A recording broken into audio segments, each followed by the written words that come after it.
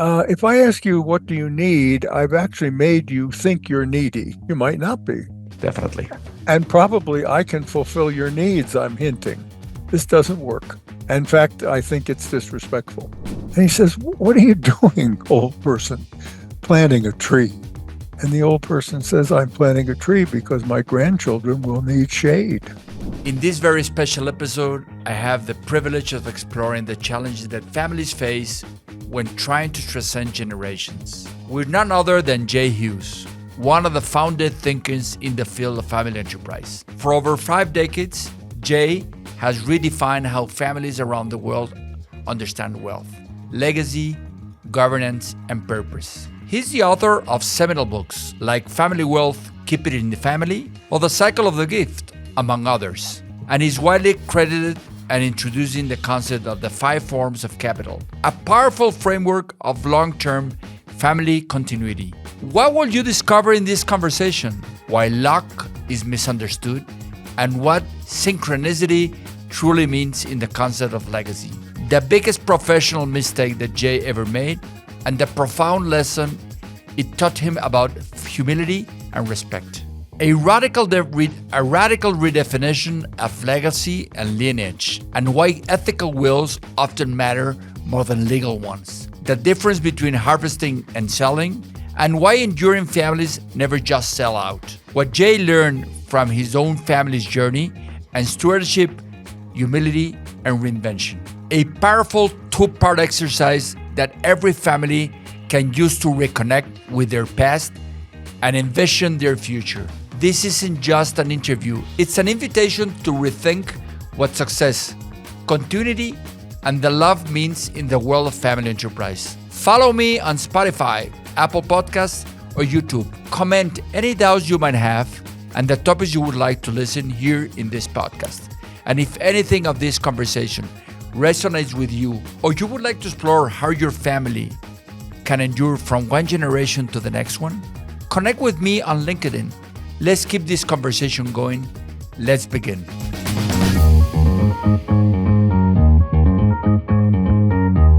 We talked the other day about the pillars of the 5 different capitals, wealth in those terms. But there's always strikes me something about most of the families that is they have this little sense of luck.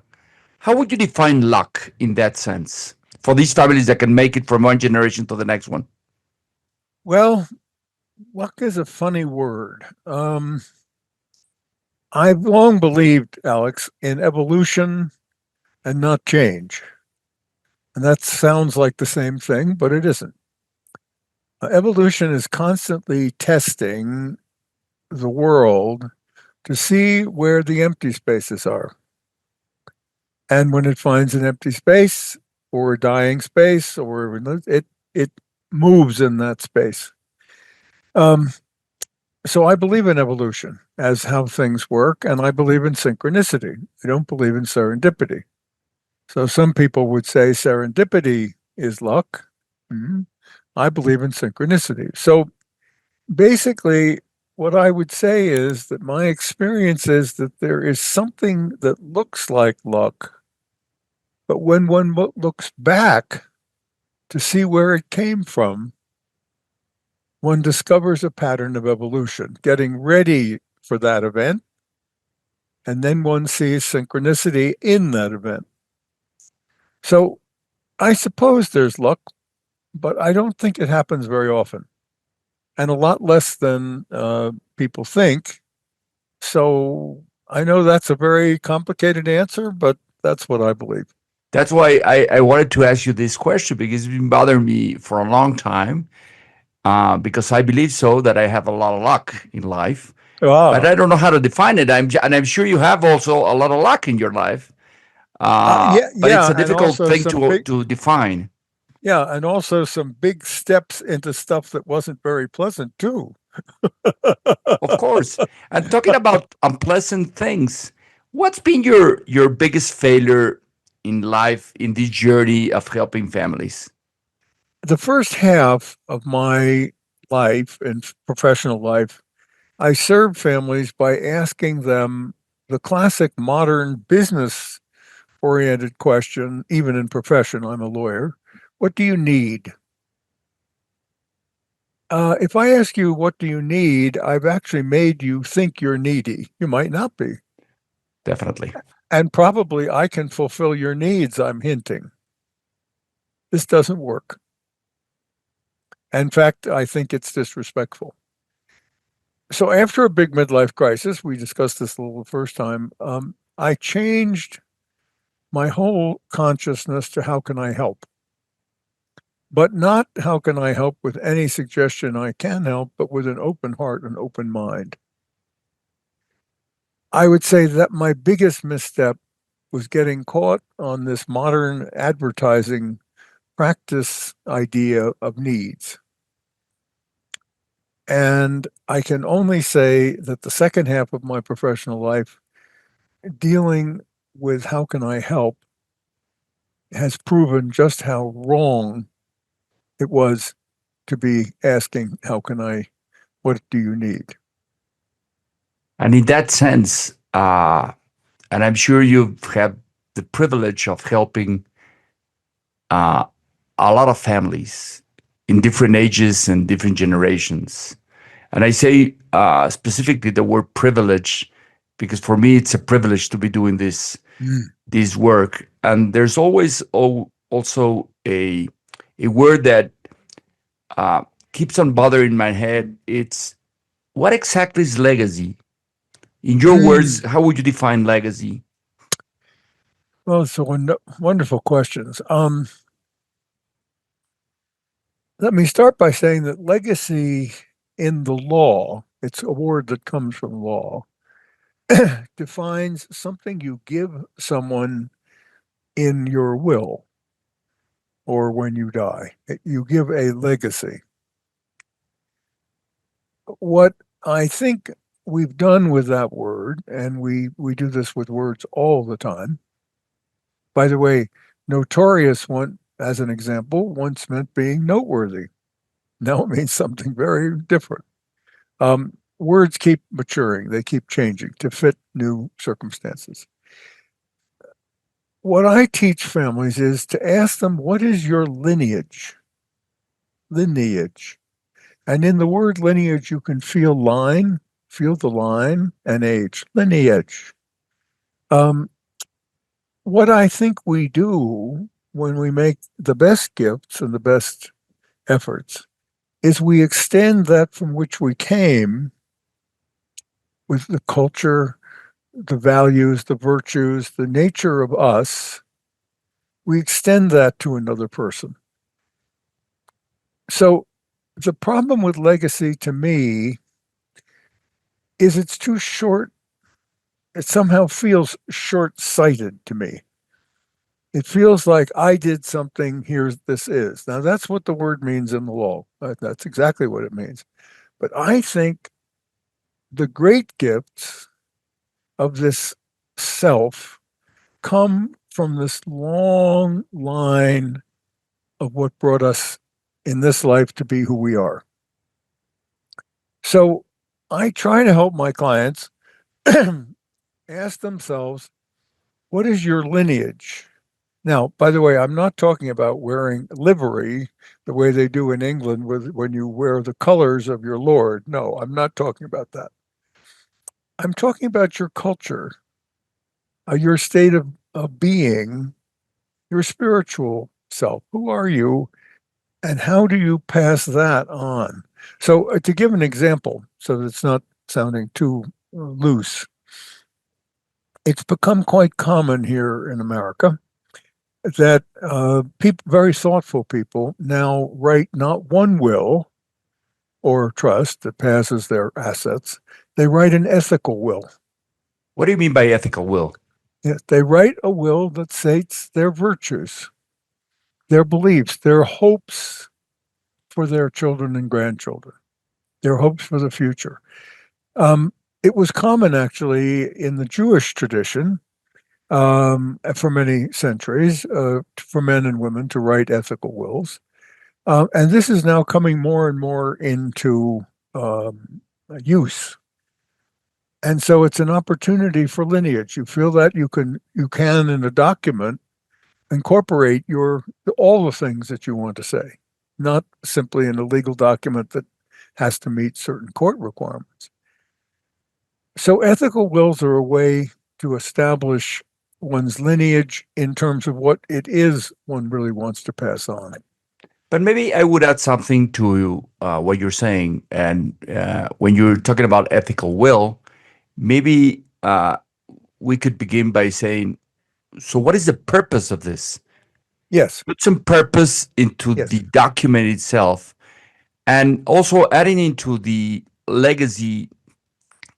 What you're explaining is that legacy is something that you receive, you build in top of it, you put things of yourself and your family of your generation, and you then pass it on if you're lucky, yes, and they will build it up. That's why I love so much yes, these ad, and I'm sure you've seen it, of this luxurious brand of watches called Patek Philippe. yes, That they yes, yes, say absolutely. The it ain't wonderful part. yours. It's only for you to take care of it Yes, for a while, because you're gonna have to give it up for the next generation. I agree. It's an absolutely perfect example that we are only holders of things for a period of time as conservators and stewards. One more thing on this that I think might be interesting to our listeners. In English and in Spanish, we have a word aspiration, and this word is the same, more or less the same in Spanish. This word comes to us from the Latin ad, ad, spiratu, to spirit. The words are almost perfect Latin. Isn't it wonderful? It is. It Aspiration. is. What is aspiration? Aspiration is purpose. If we have an aspiration, it's a big thing to spirit. And maybe it inspiratu, inspires us. Also, these words are cognate. So ethical wills and lineages, as we pass them on, when they include our aspirations, they might inspire someone else. And then I would say one more thing, because this is a wonderful question on lineage and legacy. When we speak to our purpose, so let me be very specific. So if we had anyone who's listening who might be thinking of writing a trust or creating something of an entity which they're going to pass on, suppose they started the document. This is a gift of love. This exists to enhance the lives of its beneficiaries. There's an ethical will. There's lineage. Isn't that wonderful? It is wonderful, but the challenge there is how do you communicate it to the next generation so they can get the essence of it? And I would go back to our previous conversation, I don't know, about 3 weeks ago or a Yes, month ago, yes, that the most important thing of a family, or I would say the asset that is more valuable of the family is the family itself, their members. yes, So that's why it's so important for them to focus themselves in stewarding their different capitals, the ones you were saying. absolutely. The qualitative Is capital. the quantitative Qualitative in those capital, senses. yes. But let me go back to what were you saying? Inspiration. If you're lucky in your life when you're a businessman, and one of your kids, your nephews, are inspired by your work and they want to work with you and keep on building that Yeah. legacy. But what if they don't want to do? But when we passed away, because we're going to pass away, like it or not, maybe they would focus in trying to build those capitals in terms of you have to be an owner, a responsible owner in that sense, and that's where some families they get confused. No, I want them to work with me. No, but maybe that's not what they're here for in their life. But they're going to receive something, they like it or not. So have to be responsible owners. What do you think about that? Okay. Well, the great families that I've studied practice an agricultural art with financial assets, harvesting.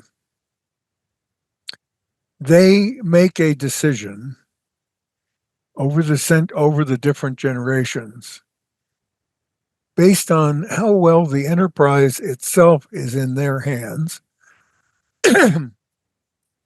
They never sell, they harvest. It's a great thing for a family to harvest because it isn't only that the interests of the rising generation may be different, Mm-hmm. the situation for that enterprise may be different. It may be better in the hands of someone else because of its own evolution. So great families, I've watched this for 57 years. They practice harvesting. They never sell. I'm going to say it again. Look at the difference of the words. Mm-hmm. So when that enterprise has reached its maturity in their hands as great stewards, they harvest it. And very often that harvest then leads to liberation of these for new ideas, which of course is the original way that that enterprise came to life, energy to matter. So every once in a while, if you harvest, you are recreating an energy body, and now you start putting it back into matter. You do what the first generation did, and now you're the first generation. Isn't it wonderful? And that's, Harvesting. yeah, harvesting. Definitely. I would agree totally with you.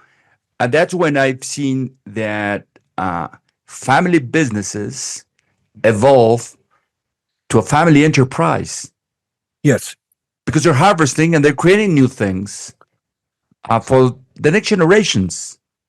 Because what Yes. was a good business maybe a century ago, maybe today is not relevant or as relevant as it was. And now there are new things in those terms. Alex, my great grandfather, August Bjorman, who was a German immigrant in the 1860s from a small town in Germany to America, when he came back from the Civil War, which he survived, he was a metallurgist and he bought a factory in Newark, New Jersey. And what do you think he made? He made all the hardware for horses. He made special alloys for special spurs. Mm-hmm. And he also made everything metal for the horse. I think that was a business which he wisely got out of. Why? Because of automobiles. In the beginning of last century. He harvested, believe me, he harvested it just on time.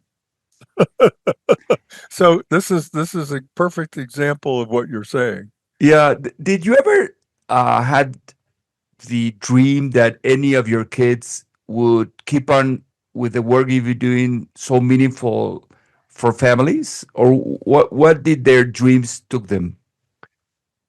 Well, gosh, what a wonderful question. I'm not going to take all of our time because I have 10 children. I have six, well, five now because it was one divorce, six of mine, and Jackie has four, so we make 10. And I look at all of my children as mine, even though we're a second marriage. I've been blessed with that. So this is an interesting pattern. I'm the sixth generation lawyer in my family.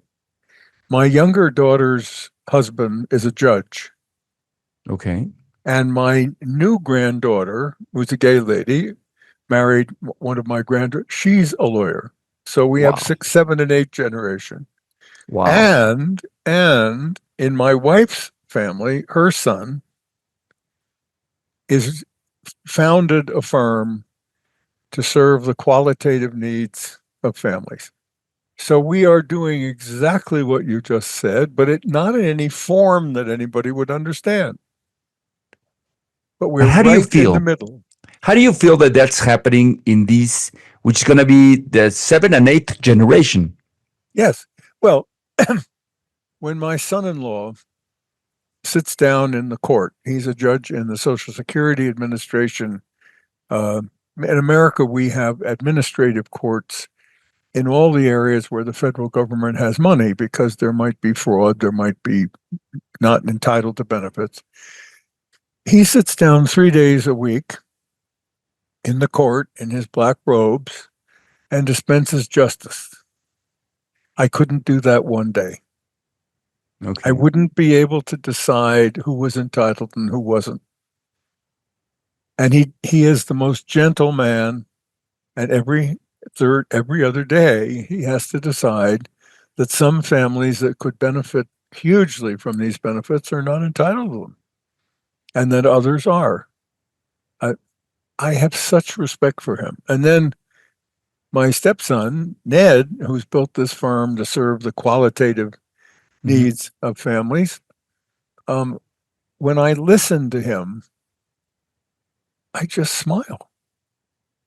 Just think, isn't this amazing? Gosh, that's just wonderful. So, just like any other person, if we're lucky enough to have children or grandchildren who are curious about us, and we can give them hints, we can give them a little aspiration. If they have a little aspiration, maybe we can give a little inspiration, and then you get a family doing similar things. So, in order to round up this conversation, James, what would you share with the audience that will inspire them to think forward for next generation things? You can beat the statistics in those terms. What would be these 3 or 4 things that you can share with them for them to think about it and look for help? Well, I'm going to give you 2 very, very important things to learn about each other, and then a practice.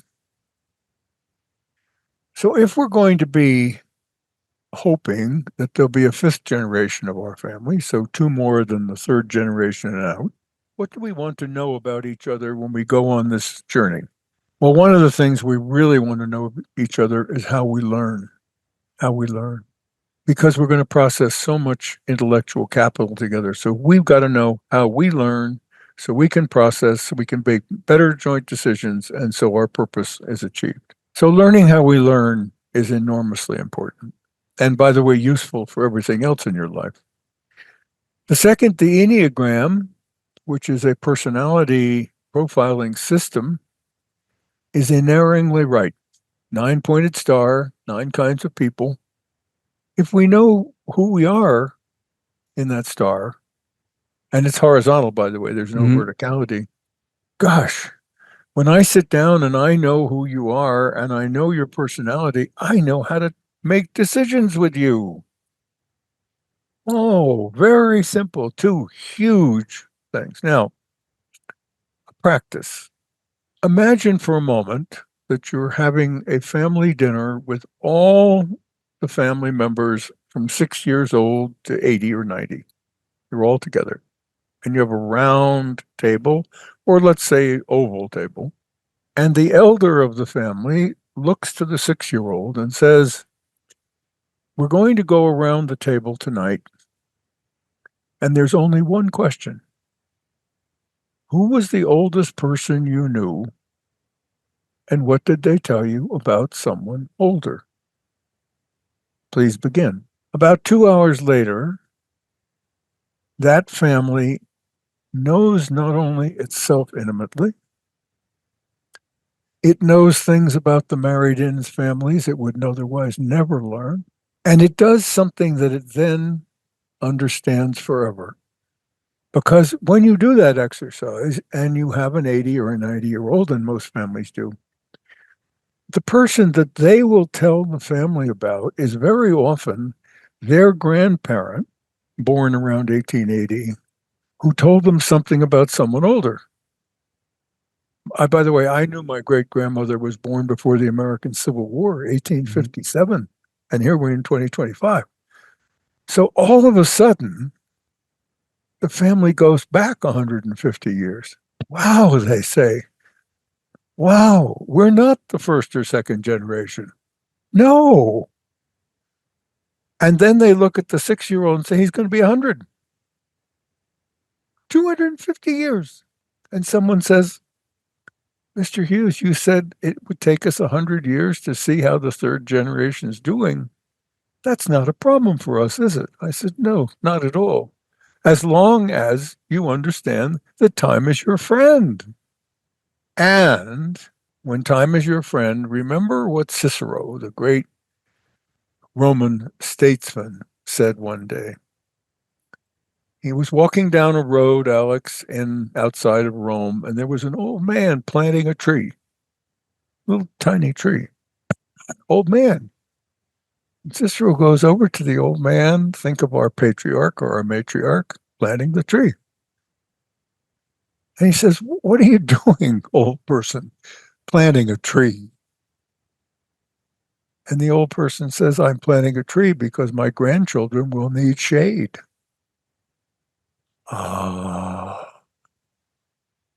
Time is our friend if we use it wisely. Plant today. There's no time to waste.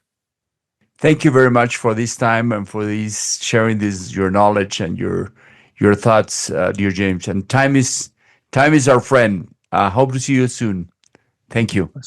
Thank you. Bye, Alex. Take care.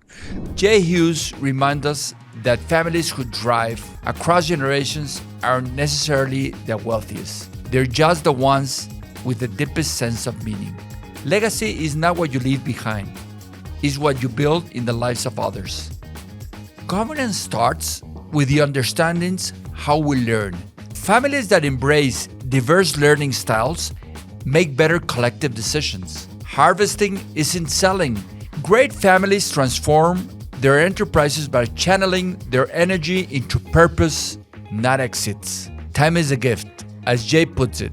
We plant trees whose shade we may never sit under, but someone we love will. True wealth is well-being, and sustaining well-being means nurturing all 5 capitals: human, intellectual, social, spiritual, and financial. Every family has the free will to decide where entropy will take over.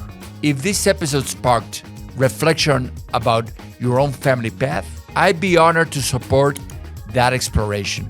The easiest way to get in touch is through LinkedIn. Let's connect and explore what's possible for your legacy. Thank you for listening to Business in Families. See you in the next episode.